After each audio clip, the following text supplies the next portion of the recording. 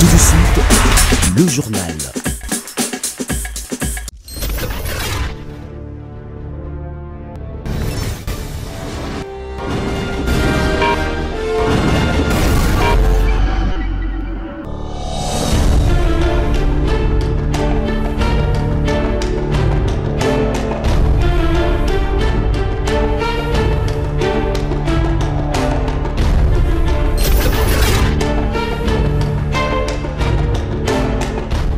Mesdames et messieurs, merci de faire confiance au journal de la ville et tout de suite les sommaires. Aux côtés de ses homologues, Joe Biden des États-Unis d'Amérique, Joao Lourenço de l'Angola, Hakainde Hichilema de la Zambie, ainsi que le vice-président de la Tanzanie, le président de la République, Félix Antoine Tshisekedi, prend part ce mercredi 4 décembre 2024 à une rencontre multilatérale sur les corridors de Lobito, un événement qui vise à redynamiser l'immense projet du corridor de Lobito. Tous les enfants Kuluna arrêtés seront désormais jugés et condamnés à peine de mort, déclare le ministre d'État, ministre de la Justice et garde de Sceaux, Constant Mutamba, qui annonce la mise en place d'une commission de lutte contre le banditisme urbain. C'est tout pour les sommaires. Mesdames et messieurs, encore une fois, bienvenue dans ce journal.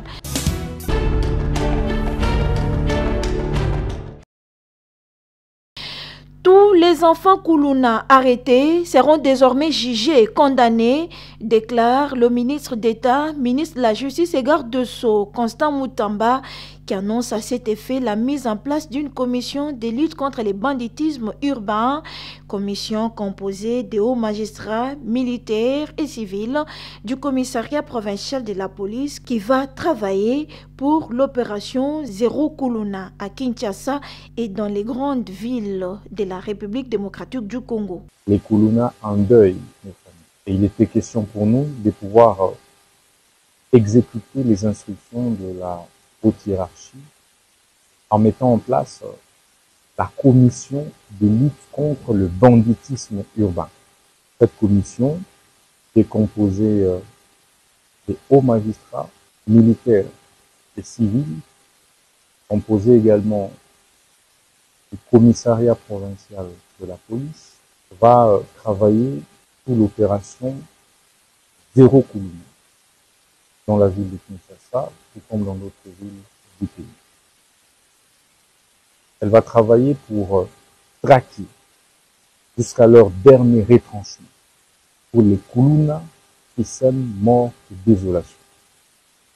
À partir de demain, la commission va lancer l'organisation des procès en flagrance contre tous les Kuluna. Tout celui qui sera attrapé sera arrêté, jugé, condamné. Comme vous le savez, ils seront tous condamnés pour terrorisme, parce que les actes qu'ils posent sont des actes qui relèvent purement et simplement du terrorisme. Ils sont donc punis de la peine de mort. La commission a également décidé de faire exécuter la peine de mort, mais également transférer tous les condamnés Kuluna dans des prisons de haute sécurité. Le premier lot des Kuluna qui sont condamnés cette semaine sera évacué à Anginga et dans d'autres prisons déjà ce week-end. Des bouclages seront organisés dans les quartiers, rues de Kinshasa. Tous les enfants Kuluna qui seront identifiés et arrêtés comme tels seront jugés, condamnés. Et comme je l'ai dit, nous allons procéder à l'exécution de la peine de mort.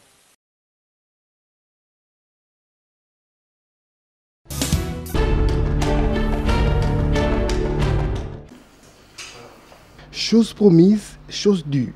C'est une nouvelle réconfortante pour les pétroliers de la République démocratique du Congo. Le vice-premier ministre, ministre de l'économie nationale, le professeur Daniel Mukoko Samba vient de résoudre les problèmes de manque à gagner tant réclamés par les pétroliers à la suite de la baisse du prix du carburant à la pompe. Le mardi 3 décembre 2024, Le patron de l'économie congolaise a présenté les contrats de financement entre les gouvernements et les banquiers pour le paiement de ces frais. Pour le professeur Mukoko Samba, les fonds sont déjà disponibles en banque, pas les moindres doutes. Les banquiers partenaires du gouvernement de la République ont rassuré, séance tenante, qu'elles sont prêtes à mesure de payer tout avant la fin de décembre 2024. Il ne reste qu'une formalité d'usage. Confirmation tour à tour de M. Djonko Ilolonga, responsable d'Equity Bank, et Mme Gisèle Mazengo de la Robank. Par rapport à prix à la pompe et les subventions que le gouvernement a mis en place pour pouvoir réduire le prix à la pompe, cause des pertes et manques à gagner auprès du secteur public qui réclame à ce jour le paiement. Donc au mois de décembre, nous avons fait un premier tirage pour le paiement de ces pertes et manques à gagner. Et nous avons fait maintenant la deuxième étape, un deuxième tirage afin de solder ces pertes et manques à gagner auprès du secteur pétrolier afin d'éviter la moindre pénurie au sein de la RDC. Aujourd'hui, nous sommes toujours en attente des documents administratifs qui sont auprès du BPM et du ministre des Finances. Une fois que nous aurons réceptionné, nous allons mettre les procédures en place afin de créditer les pétroliers au courant de l'année 2024. Son Excellence, Monsieur le Vice-Premier ministre de l'économie est très clair, ou était très clair lors de la réunion. Le gouvernement peut très bien compter sur le banc pour la collecte de fonds, pour sécuriser la problématique sur le financement des pétroliers. Il n'y a pas de souci, les banques sont là, elles font leur travail pour accompagner le gouvernement. Notons que tout est mis en marche par les gouvernements pour garantir la baisse des prix des biens sur le marché et offrir aux Congolais de bonnes festivités de fin d'année.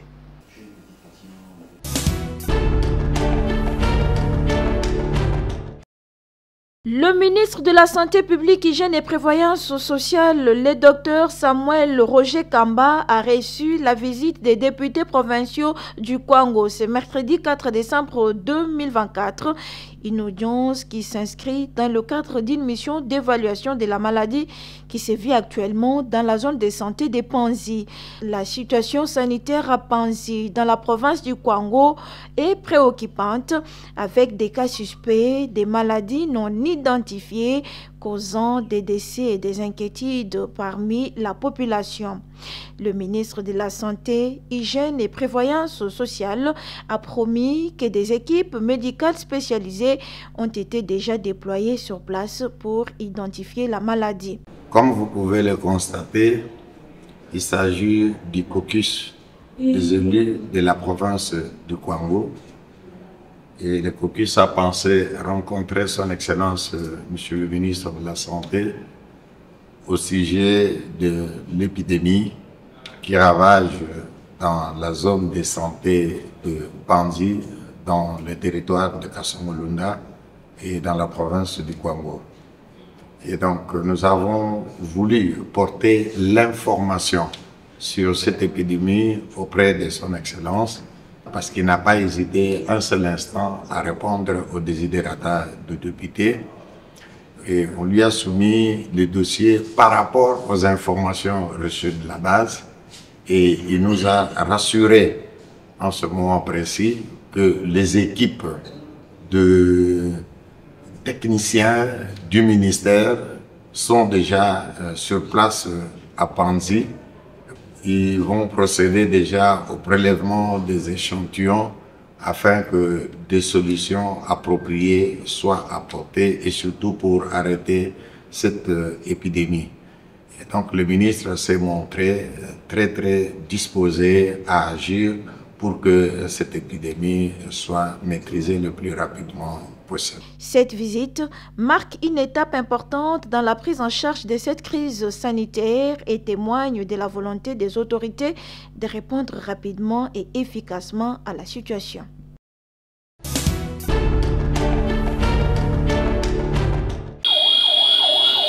Ouf des soulagements pour les motocyclistes de la ville-province de Kinshasa qui ont obtenu de la part des autorités policières une période de la courtoisie routière allant jusqu'au 15 janvier 2025.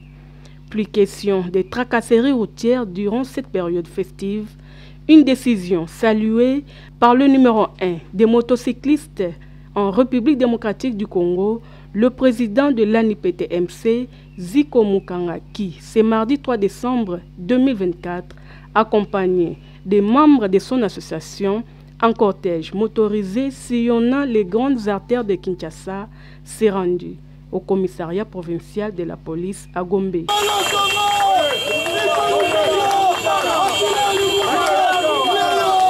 Sur place, le patron des motards de la RDC a été reçu par le commissaire divisionnaire adjoint Blaise Kilimba Limba. Durant leurs échanges, le président national a remercié et félicité le commissaire provincial pour la considération qu'il a fait montre à tous les conducteurs de motos durant cette période de festivités. De son côté, le commissaire divisionnaire adjoint a recommandé aux motocyclistes opérant la nuit la vigilance. Il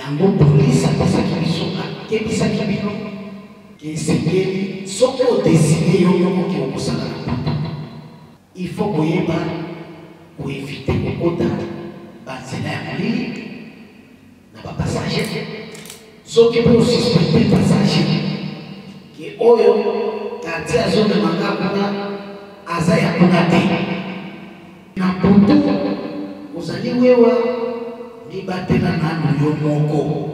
Satisfait de la collaboration entre la police et les motards, le président Zico Mukanga n'a pas caché ses sentiments. Politically, tolobaki malamu ete na Kinshasa, tozali koyeba lisusu te nani akoki na kokanga moto, nani akoki na kokanga te parce que tomonaki ba service non c'est comment qui déjà ko interpeller ba motocycliste mais général ayo ko telema lokola mobali. Atelemi alobi ete kokumba moto za musala, lokola misala sezali ko salema na République démocratique du Congo, ko banda mukolo malelo alobaki ete kaka ba pêcheur ndeba kokina kokanga moto la police mususu nyonso oya ba souciat oya ba sat ezalaki kokanga moto bakoki kokanga te to pesi longonya na général en même temps to zongela ka kopesa susu la ba moto CCP conseil to yeba malamu ete kokumba moto ezali musala mutu pe azali likolo ya mibeko pe azali te. Après cette rencontre avec le commissaire divisionnaire adjoint, le président Zico Mukanga, l'espoir de toute une jeunesse congolaise, ensemble avec ses siens, sont rentrés satisfaits, sillonnant quelques communes de Kinshasa, jusqu'au siège de l'NIPT-MC situé à Matongé sur Kassavobo.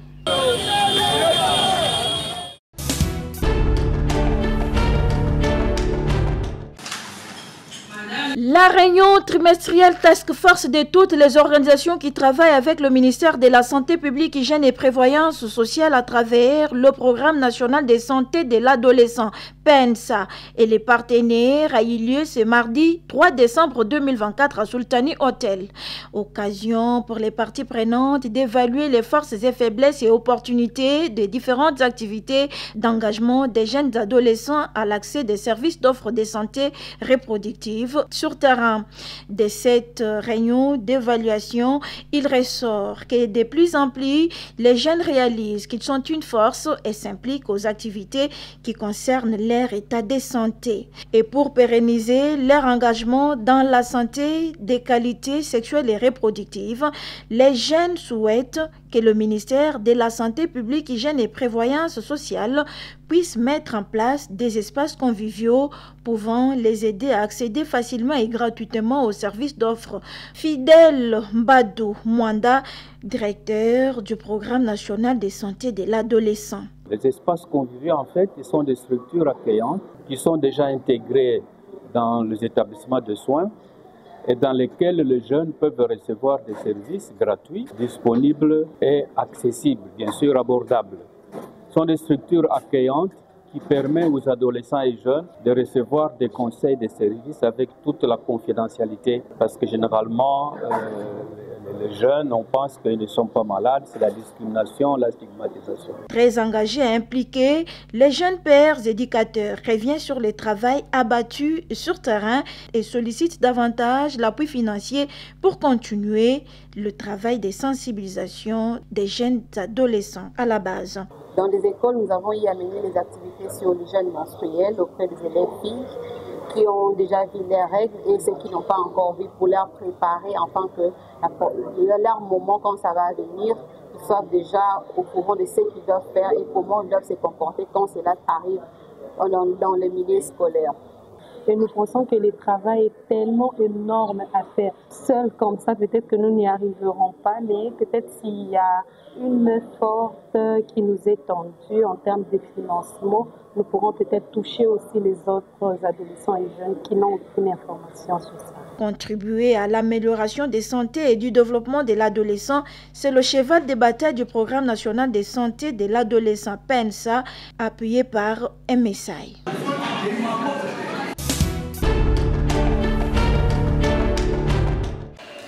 Les candidates du concours Miss Okatanga se sont présentées à l'hôpital public de référence tertiaire Jason Sendwe ce mardi 3 décembre 2024 pour un bilan de santé. Après avoir été accueillies par la directrice médicale, le Dr Sandra Mpungu, elles sont passées tour à tour en consultation et ont réalisé quelques examens. C'est avec sourire qu'elles ont apprécié la numérisation de l'hôpital, la qualité du service à des normes technologiques avec des machines à qualité supérieure, l'accueil du personnel et les bonnes conditions de l'hôpital. Je suis Miss et je suis la candidate numéro 16. Je suis venue à l'hôpital Sendwe pour me faire consulter aujourd'hui le 3 décembre. Et tout s'est bien passé, je me suis fait une prise de sang et aussi d'urine. J'ai fait mes examens, on m'a dit tout ce qui n'allait pas et on m'a donné aussi des médicaments qu'il faut prendre.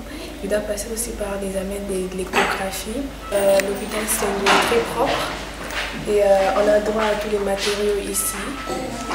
Les docteurs sont accueillants. On a été bien accueillis par les dames ainsi que le monsieur de cet hôpital. Venez nombreux, c'est très propre. Il y a tout ce qu'il faut. Je suis la candidate Priska Kaboukalem. Je suis candidate à la compétition Miss Okatanga 2024. J'ai fait mon passage aujourd'hui dans les cliniques Sendwe pour mes examens et tout. Et je vous rassure que je vais faire le parcours de voir différents docteurs, différentes infirmières. Et je vous assure que tous les traitements se passent parfaitement très bien. J'ai été traitée comme bref, voilà. J'ai été prélevée, on m'a prélevée et tout. Et ça s'est très bien passé. Et je vous prie à tous et à toutes de passer pour vos examens. La bonne santé passe avant tout. Je tiens à présenter mes sincères remerciements à notre président Félix Antoine Tshisekedi parce que c'est lui bien évidemment qui a permis à ce que les portes soient ouvertes aujourd'hui pour les examens et autres choses. Et c'est en ce jour que moi, étant Miss Okatanga, j'ai dit grand merci à notre président pour cette faveur, pour son soutien, pour la bonne santé qu'il cherche à accorder à tous les peuples qui restent dans le Okatanga. Nous disons merci au chef de l'État, Félix Antoine Tshisekedi, d'avoir autorisé l'ouverture du grand bâtiment et tout se passe bien après la charge médicale. Ceci fait, les jeunes femmes ont remercié l'hôpital Jason Sendwe pour les avoir reçues et pour avoir accepté qu'elles y effectuent leur bilan de santé.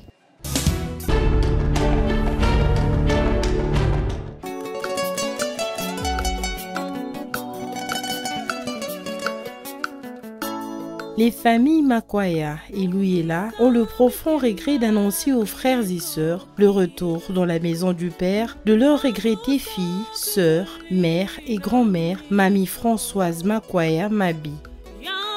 Décès survenu le jeudi 28 novembre 2024 à Kinshasa. Le programme des obsèques se présente de la manière suivante. Jeudi 5 décembre 2024, veillée mortuaire à la salle Atlantis située dans la commune de Limete à la première rue Funa. Vendredi 6 décembre 2024, 8h30, mise en bière terminée, 9h juste, levée du corps de la morgue de l'hôpital du Cinquantenaire, puis recueillement, suivi de l'enterrement à Nécropole 1 entre terre et ciel dans la commune de Lanseli.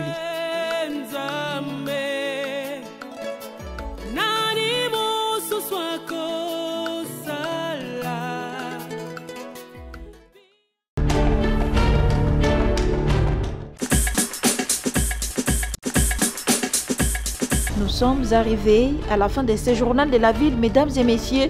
Merci de l'avoir suivi. Le prochain rendez-vous est fixé pour ce jeudi et d'ici là, portez-vous bien.